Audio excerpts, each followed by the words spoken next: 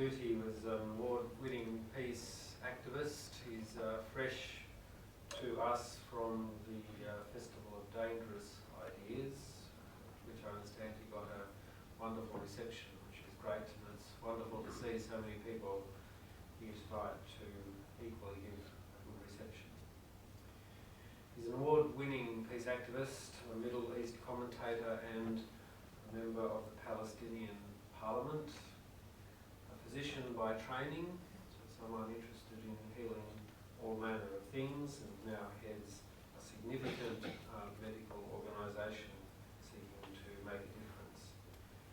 He's been instrumental in establishing a vibrant civil society in the occupied Palestinian territories, and together with Edward Said and others has co-founded Al-Mudabara, the Palestinian National Initiative movement that provides a reformist, inclusive, democratic alternative to the two main political groups in Palestine. He does arm himself with peace and understands that without justice there is no true peace. So it's a great privilege to ask him to address us now. Thank you. Well, thank you very much for coming here today. I'm so happy to be here in Brisbane. This is the first time I come to this wonderful town. I've been before to Australia once, 11 years ago, and but I didn't come to Brisbane then. And I think that one of the most encouraging things that I felt and seen is how much change has happened here in terms of support to the Palestinian cause, and in terms of understanding the Palestinian cause, and appearance and growth of the boycott, divestment, sanction movement here in Australia. This all means a lot to me, as much as the words that were just said here about justice, about peace, about the comparison between what the suffering of people here in Australia or in South Africa and the Palestinian people. This means a lot to me. So thank you so much for these kind words and for your care about the Palestinian cause. Today I thought I will try to bring to your attention the reality of the situation on the ground and what we think is the way out of this. What kind of, what are the things we can do and we should do, and what are the things you can do and you should do to correct the injustice that we live through. And it's important to mention that about a month ago, it was the 20th anniversary of the so-called Oslo agreements, which were supposed to produce peace. And after 20 years of these agreements, I think that's sufficient time to judge whether they were okay or not. And at that time we opposed them, me, Dr. Haider Abdel-Shafi, Edward Said, and that opposition to the flaws of that agreement was the basis of the formation of our new movement, the Palestinian National Initiative. We opposed them then because we thought they were not a real solution. We opposed them because they did not include and guarantee complete and immediate cessation and suspension of all settlement illegal activities. And we opposed them because they marginalized many of the Palestinian people, especially those who are living in the diaspora. And we opposed them because we thought they were interim agreements without identifying the outcome, the end outcome, because they were partial, and we've been used to Israeli Zionist behavior of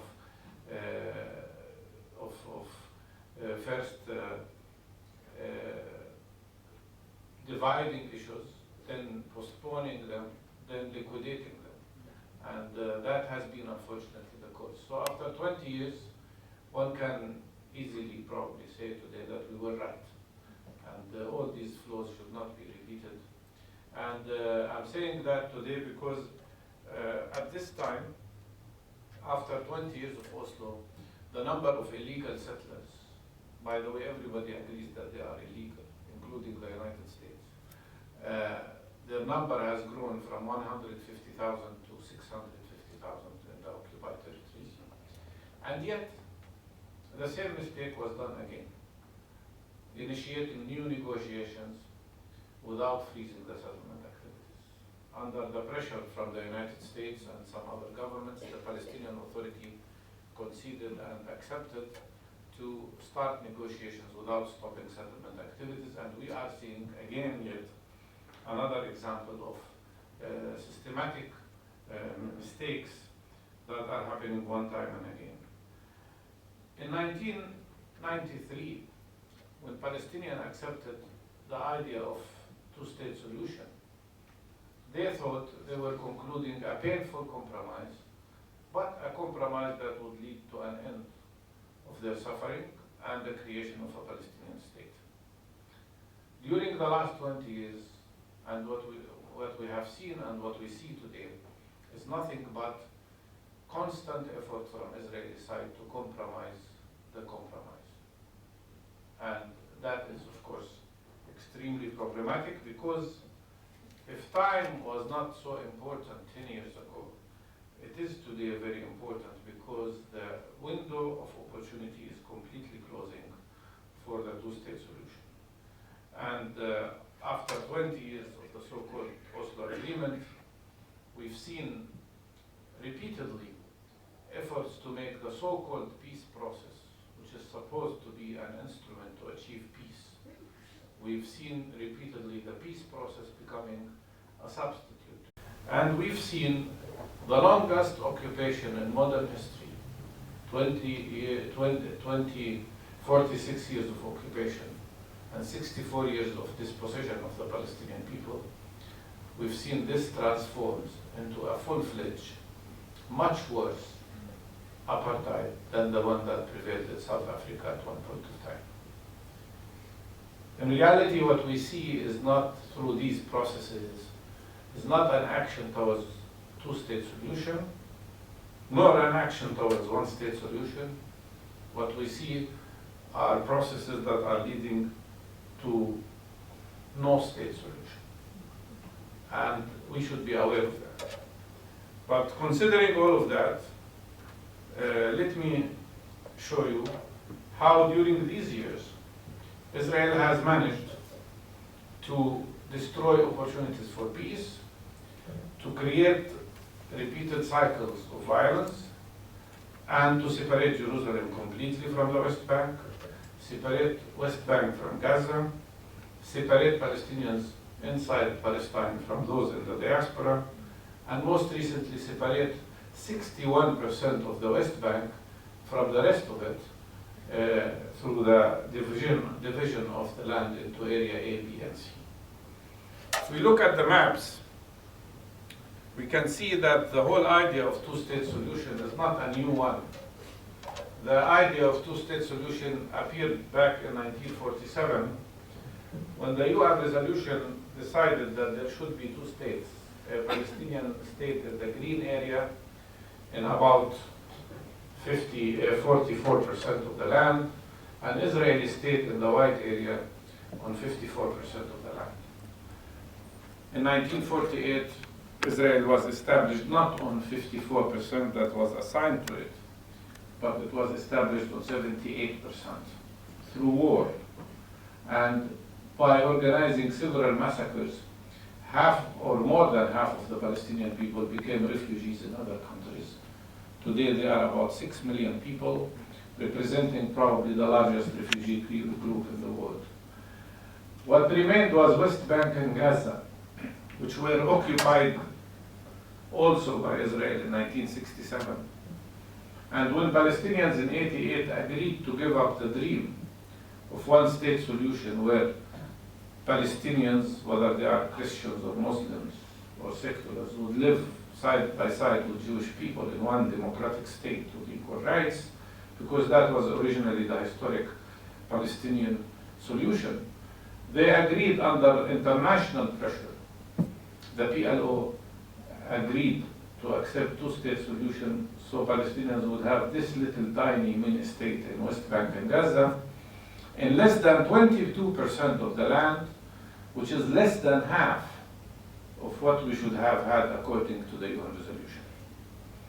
To the great surprise of the Palestinian leadership, when they went to Camp David in 2000, they discovered that the Israeli offer was this map.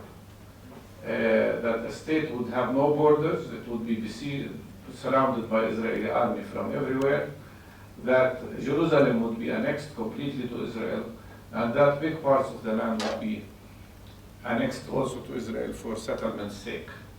Later, this is the new map that the Israelis are proposing, where they would take the whole Jordan Valley, and the most recent declared decision is Mr. Netanyahu declaration that he will build a wall from the eastern side to complete the wall from the western side, and thus do nothing but dividing the Palestinian territories and consolidating a division of these territories into nothing but clusters of ghettos and pantostans. So we have to look at the maps and see the actual process that is happening. If maybe some politicians in some countries, including maybe some of them in your own government today, think that Palestinians could forget what's happening, or that the world can forget what's happening, but I don't think that is possible. Because when we look at the sequence of these maps, we do realize the process of expansion, land appropriation, and the gradual destruction of the possibility of a compromise and peace based on two-state solution. This, just to give you an idea of how severe the matter is, I would like to show you the map of what exists today in the Palestinian territory. This is the green line of the West Bank. That is the 67 borders between the West Bank and Israel. And this is what they call Area A, where the Palestinian Authority exists. It's, of course, not a full authority because the Israeli army can enter any of these places anytime they want, as they did recently in many cities, arresting people and doing whatever they like. But this is that area where the Palestinian Authority exists. When you read the papers, you think that the Palestinian Authority is a true state, but that is nothing but a self-governing little authority that is still under Israeli military occupation. The Area B are all these little islands where the Palestinians can be responsible for garbage disposal, or water issues maybe, or not water issues even, for garbage disposal, health issues, education, but no authority whatsoever.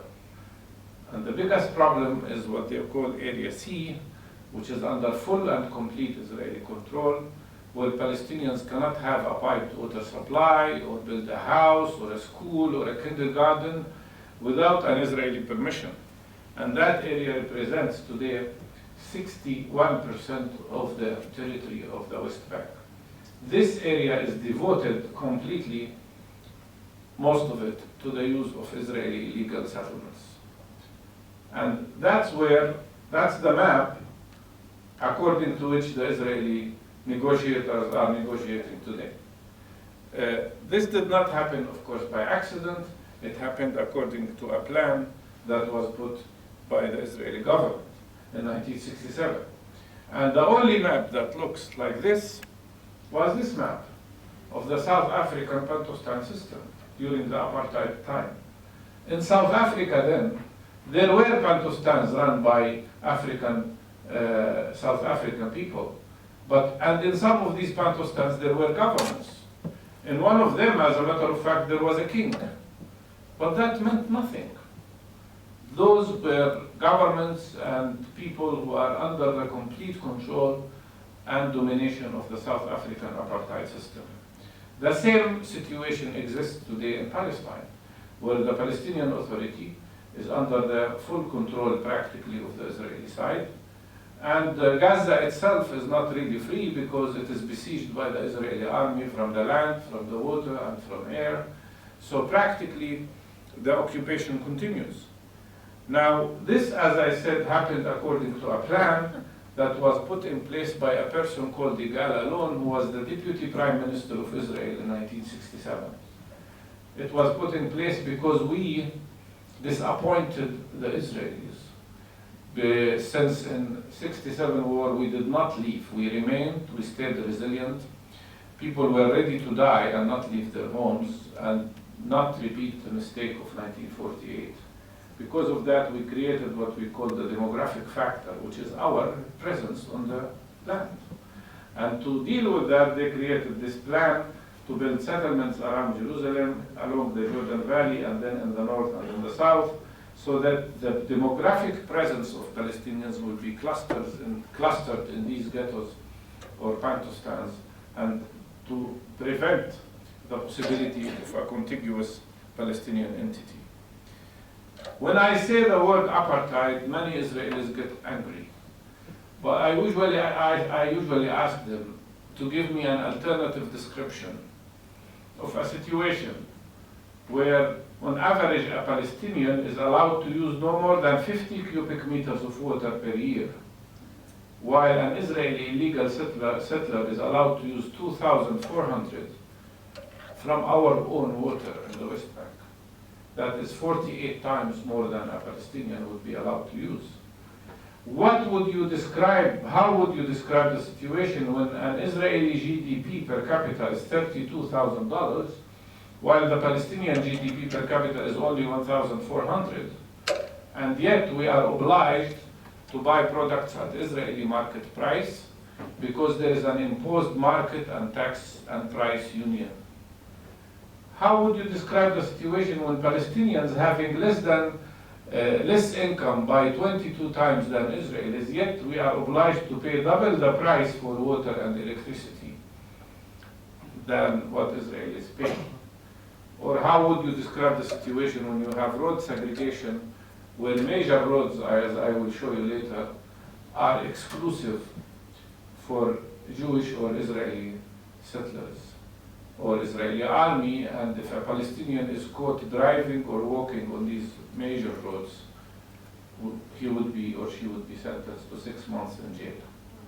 This segregation of roads did not exist even during the worst time of apartheid or segregation in South Africa or segregation in the United States. More than that, how would you describe the situation when two systems of laws exist in the same land for two people who live on the same land? An Israeli democratic law for Jewish people and an oppressive military rule for Palestinians, and where Israel is using a complex of so many laws the way it likes. That, by the way, includes the Ottoman Turkish law, although the Ottoman Turkish Empire disappeared a long time ago. The British mandatory law, although the British mandate has gone a long time ago. The Jordanian law, the Israeli law, and no less than 2,400 military orders. And if that is not sufficient, the Israeli government can issue any new military orders and consider them laws. The separation of Jerusalem was done in a very systematic way, and maybe this slide will show you why it was a mistake to sign the Oslo Agreement without first freezing the settlement activities. The gray area here that you see is the area of East Jerusalem, which was annexed by force by Israel. And you will see here the number of settlements that were created around Jerusalem and in Jerusalem. This is how many settlements existed in 1987. You can see very huge growth of settlements, size and population, as well as the creation of a wall that was built to annex not only East Jerusalem, but big parts of the West Bank surrounding Jerusalem area as well. So in addition to that, they created bypass roads, which were, this is an example of the bypass roads that are segregated roads, which Palestinians cannot use. And of course, they created checkpoints, and then they occupied another area called Area E1, and they created many other structures to guarantee the separation of Jerusalem from the rest of the West Bank. By the way, 300,000 Palestinians, of course, live in East Jerusalem. And many of us, where I was born in Jerusalem, I practiced as a medical doctor in the major hospital in Jerusalem, East Jerusalem, for 15 years. And since 2005, they issued an order preventing me from entering Jerusalem, not even to visit my sister who lives there. Of course, I don't respect their law, and I violated, for which I was arrested 4 times, but I will continue to do that, because I think that their law is illegal, and we cannot accept illegal laws. So, actually that sounds very strange, illegal law, you know, but that's the reality. This is an example of what the Israeli government did. These are settlements surrounding Jerusalem. Look how much growth took place between the year 2010 and 2012. All these are settlements units that were built in each of these settlements. For example, here you're talking about 13,000 units in one of these settlements. In others, it's 6,000, etc., etc. This is just to give you an idea how fast the growth of settlement activities and colonial activities is happening. This is another example. All these are checkpoints surrounding Jerusalem to block and prevent Palestinians from entering the city. And of course, the very sad thing is the fact that Palestinians living in Jerusalem are deprived from the right of building houses on their land. And most of the time, if a Palestinian wants to build a house on his or her land, they would not be given permits. So you have family growth. If the people leave Jerusalem to build somewhere else in the other parts of the West Bank, they would lose their identity card. And that means losing their health insurance, their social security, and their right to be in Jerusalem. But so what Palestinians do, they build without a permit. And the Israelis then come in and demolish the houses. There are 10,000 houses today in Jerusalem that are threatened to be demolished. Every week they demolish new houses. And the saddest thing, the most painful thing, is that they would come to a person who spent all her money or his money on building a house for themselves and for their children. They would come and tell them, your house will be demolished. Either we demolish it for you and you have to pay $50,000, or you demolish it by your own self. And many people, like in this case, demolish their own houses after they build it. Is there a more insulting and inhuman thing that is more than that? This is an example of the plan, and it's an area called Silwan. It's part of the old city of Jerusalem. This area, which is a very poor area, by the way, and people hardly make it, all the houses in this section, 120 houses, have orders from the Israeli government, orders of demolishing. They will be demolished.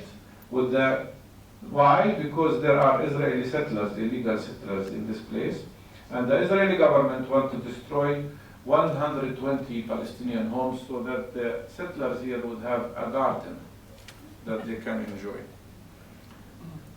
But when we speak about the problem of settlement growth, I just wanted to show you an example of why this is problematic. This is a settlement called Har Gilo in 2011. You can see here empty places. Here you see how these empty places within 1 year were filled with new settlement blocks.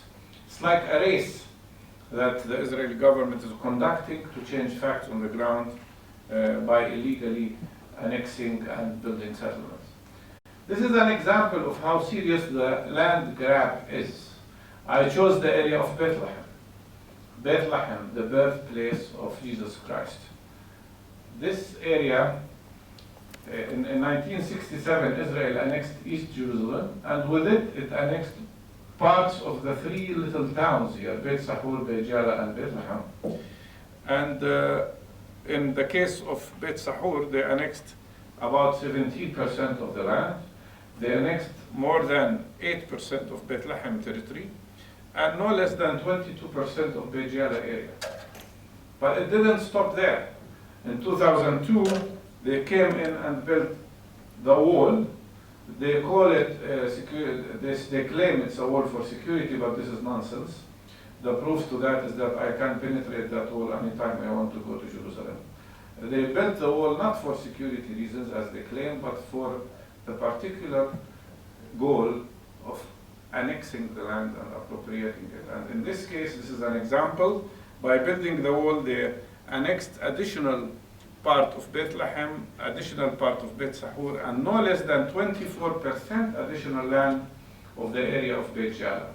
So basically, this town has lost 50% of its land because of these processes. To add insult to injury, they created more settlements, new settlements. And of course, it is to be expected that soon they will say we have to expand the wall to give more security to these settlements that are built illegally on appropriated land. This is the West Bank. This is what is called state land, as it existed in 1967. State land means the land is owned by the state. Of course, it's not Israeli state, it's Palestinian territory.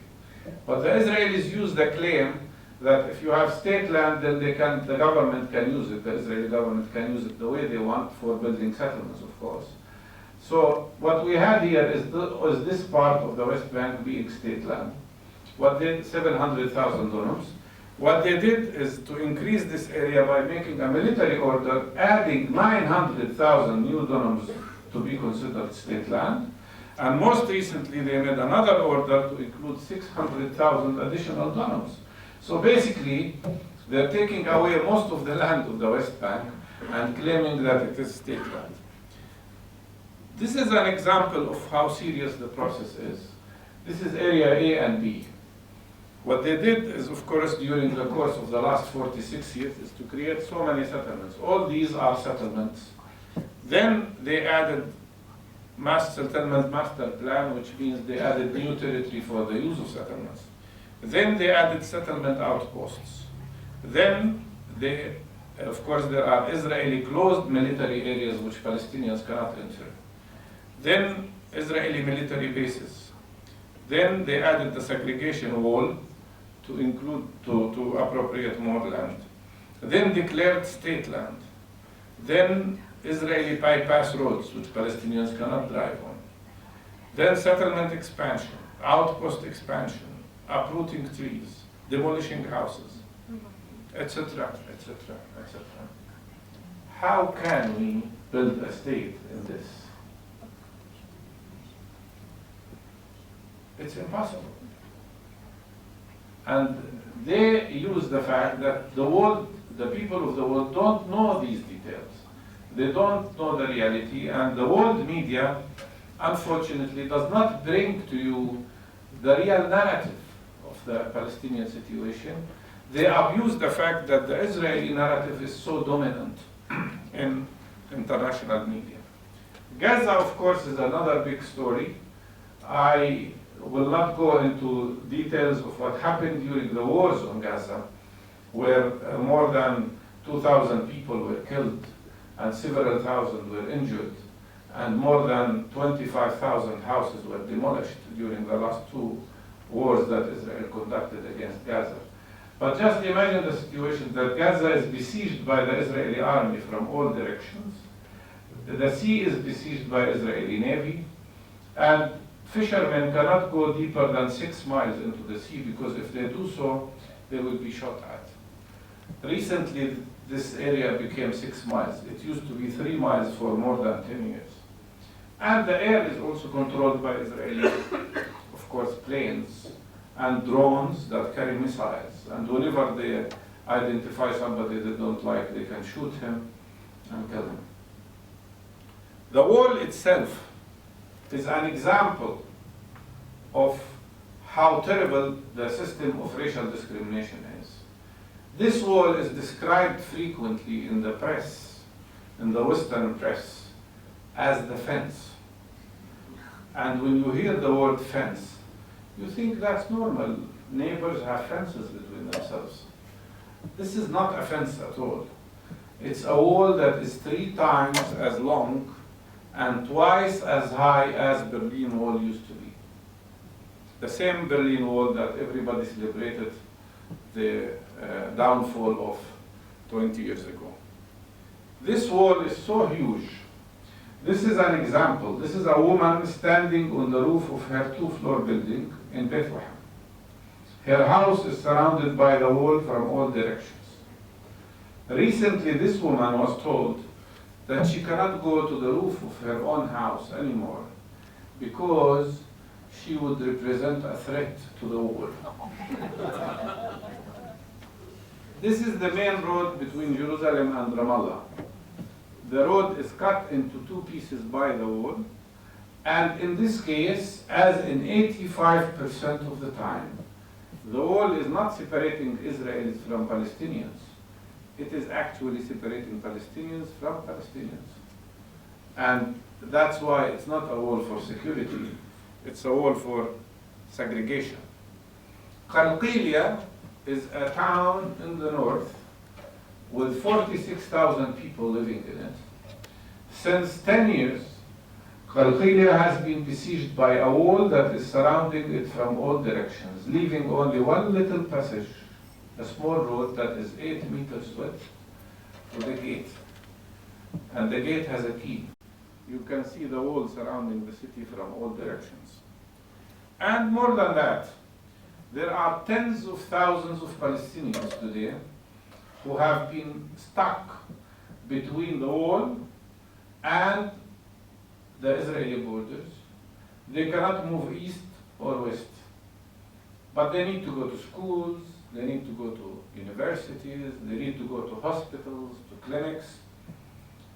They cannot do that unless they have military permit, even if they are children. But if they have military permit, they will not be allowed to cross except according to their army schedule, which says here from 7:40 to 8 in the morning, from 2 to 2:15 p.m., and from 6:45 to 7 p.m. 50 minutes a day. And this is how it looks when children go to school. They have to carry the permits, and they have to line and wait for the soldier to open the gate. And sometimes the soldier forgets to open the gate. Sometimes these kids get stuck behind the wall in rain, under the sun. And I usually ask the question, if these children, God forbid, were Jewish children, what would be the world's reaction to this? Wouldn't we be seeing a huge campaign against anti-Semitism that is practiced against these children? Well, ironically, this is also anti-Semitism practiced against Palestinian children, because, by the way, we are also Semites. And it's an anti-Semitic action by Israeli soldiers against Palestinian children. That's how, from scientific perspective, how things can be described.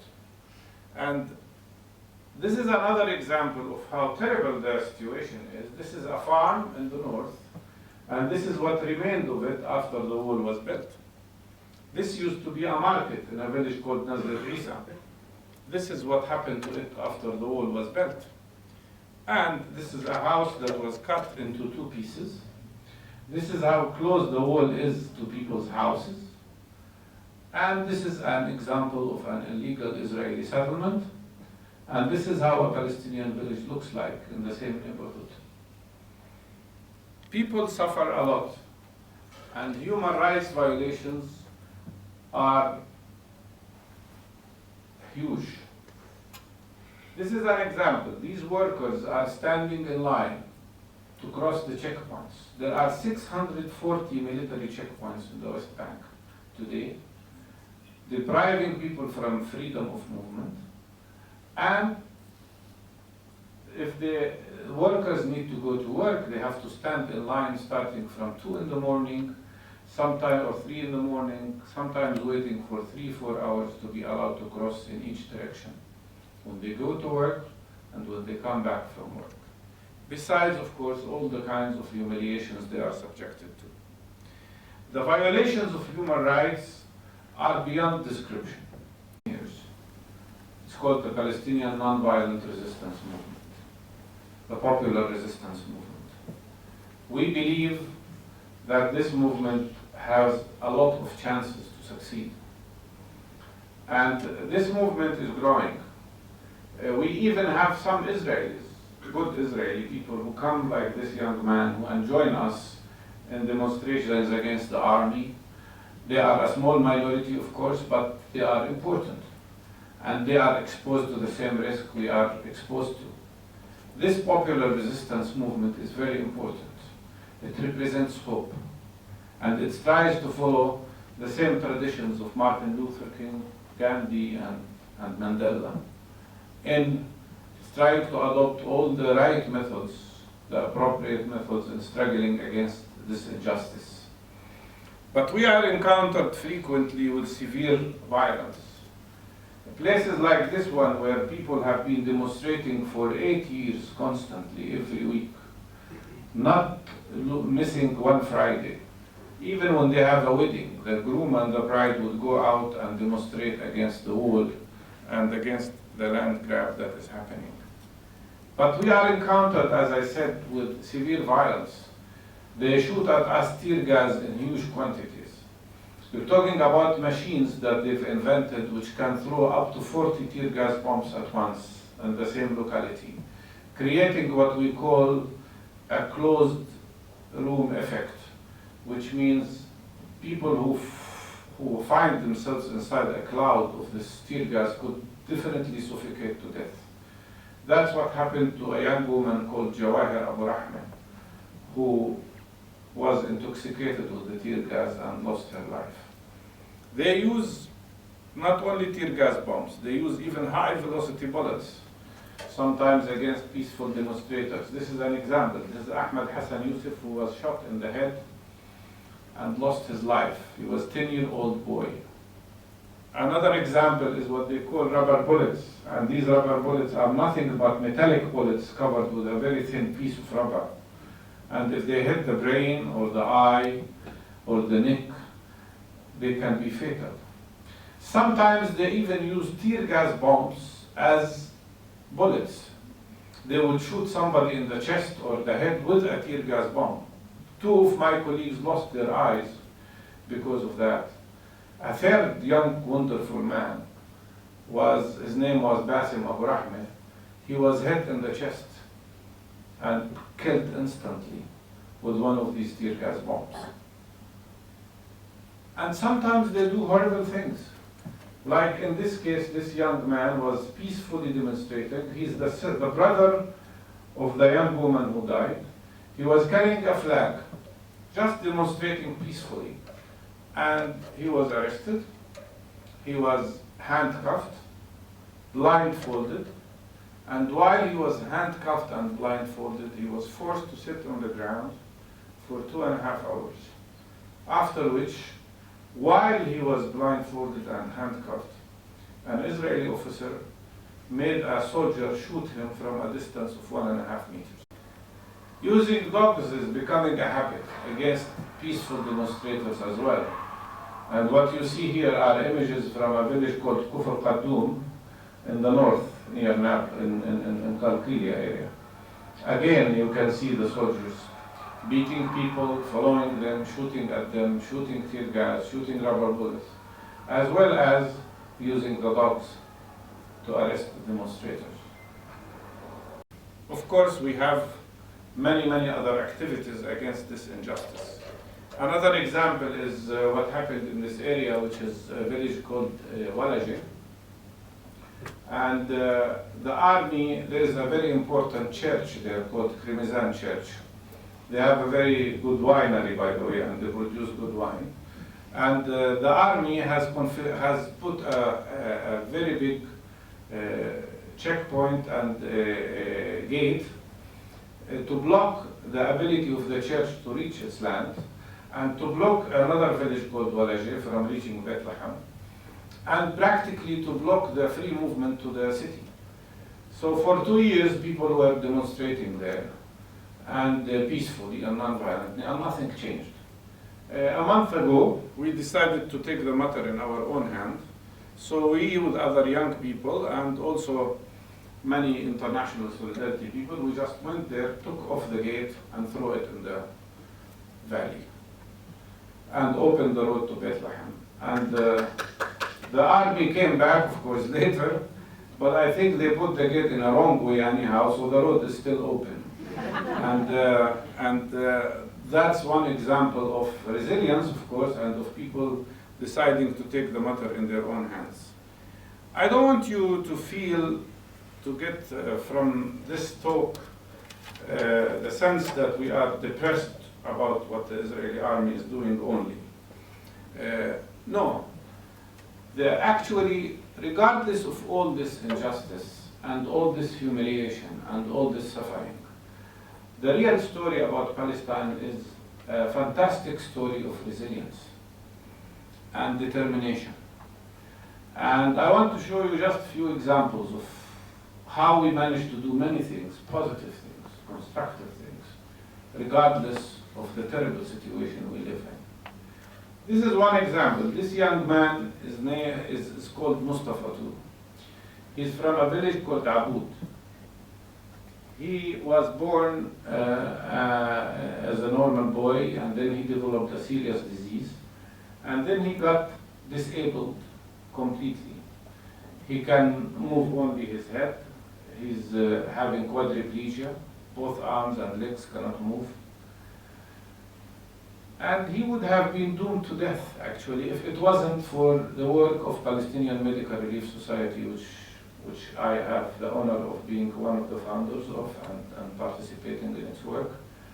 This medical relief organization organizes a program called Community-Based Rehabilitation for People with Disability. And although we were not registered for 20 years, because the Israeli government would not accept to recognize our presence, we worked and built some of the best models for health development probably in the world, for which we received in 2001 the World Health Organization Award for Best Models of Development. In this case, this young man was followed by the volunteers and the community health workers. His family was trained how to take care of him. He was helped to go to school, normal school, integrated completely in a normal school. The students were worked with, his teachers, they were worked with, and they all became a support system to this wonderful young man. So he made it all the way to the 10th class. When a student has to make a choice whether to go into scientific branch or literature branch. And everybody assumed that this boy will go into literature branch because it's easier. Of course, he said, no, I want to go into science. So the team worked with him to go into science. Then he reached the 12th grade and he had to pass the state exam. But he couldn't write, of course. So we called the Minister of Education and told her, you have to help. She agreed to send 2 teachers to help him write what he knows. And he passed the exam getting 87%. Then he declared he wants to study physics. Today, he is in his 3rd year in Birzeit University studying theoretical physics. And his role model is nobody but Professor Hawking, of course, from Britain. And he wants to repeat that, and he's determined. That's a very important success story. I will show you later some other examples, but let me tell you that while we watch and see the very possibility that negotiations will fail, we are adopting a new strategy. A strategy based on a combination of popular nonviolent resistance, creating a unified Palestinian leadership, creating an alternative economic policy to help people steadfast and survive, and combining that with a powerful international solidarity movement, including boycott, divestment, sanctions campaigns. We cannot change the balance of power unless we combine international support with actual resistance on the ground. Why? Because Israel is receiving huge international support, not only from countries like the United States, but also from a big, huge network of support that they have. And we cannot balance that without repeating the same example of what was done against the apartheid system in South Africa. The medical relief, which I wanted also to tell you about, is an organization that was founded in 1979. Nobody helped us for more than 6-7 years. We relied only on our voluntary work, on people who would devote their weekends, their holidays, to go out and help the people who are underprivileged. We would organize mobile clinics, teams to help people with disability, mobile ophthalmic teams and other specialties, training and health education, health promotion, and then training of wonderful young people. We've trained during the last 10 years more than 60,000 first aid providers who volunteer whenever there are clashes or natural needs, and provide care for the people who are isolated or the people who are injured. In this case, they are transporting sick people through checkpoints when cars were prevented from moving on the roads. Even when it's very dangerous, they go out and help people. We have had 425 of our workers and volunteers injured in one way or another, including myself, during the provision of medical care and health care to the people. But these are wonderful young people. They know that they have to serve their country, they know they have to be there for each other, and this voluntary health movement is an example of how powerful popular nonviolent resistance can be if it is adopted as a form of struggle against what's happening to us. Of course we suffer. In this case, this is an example when the Israeli army threw a tear gas bomb at an ambulance. A young woman, her name was Isra Hudayhid, was hit in the head. She had a brain injury. She had weakness even in her arm and leg. But luckily, with rehabilitation, she is okay now, and she's back to work. She's back to helping people working in the same ambulance. There are lots of wonderful examples of excellent work that is done to help people. And this is something that I want you to know, that regardless of all the oppression and suppression we are subjected to, people are resilient, and people are there, and we're not going to go anywhere. We're staying there, and we will not accept to be slaves of occupation or apartheid.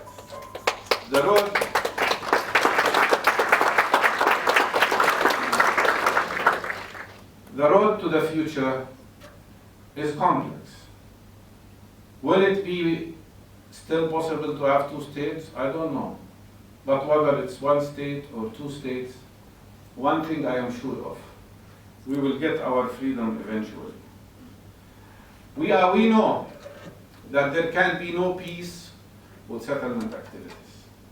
We can have no peace when you have an Israeli government that is full of settlers who are colonialists or extreme people, declaring things like what Lapid was considered a moderate in the Israeli government. He recently made a speech in Washington Institute. He said the following. He said, anybody who supports Palestinians is supporting terrorism. It's simply, the problem is that Palestinians hate the Jewish people and they need psychiatrists to help them.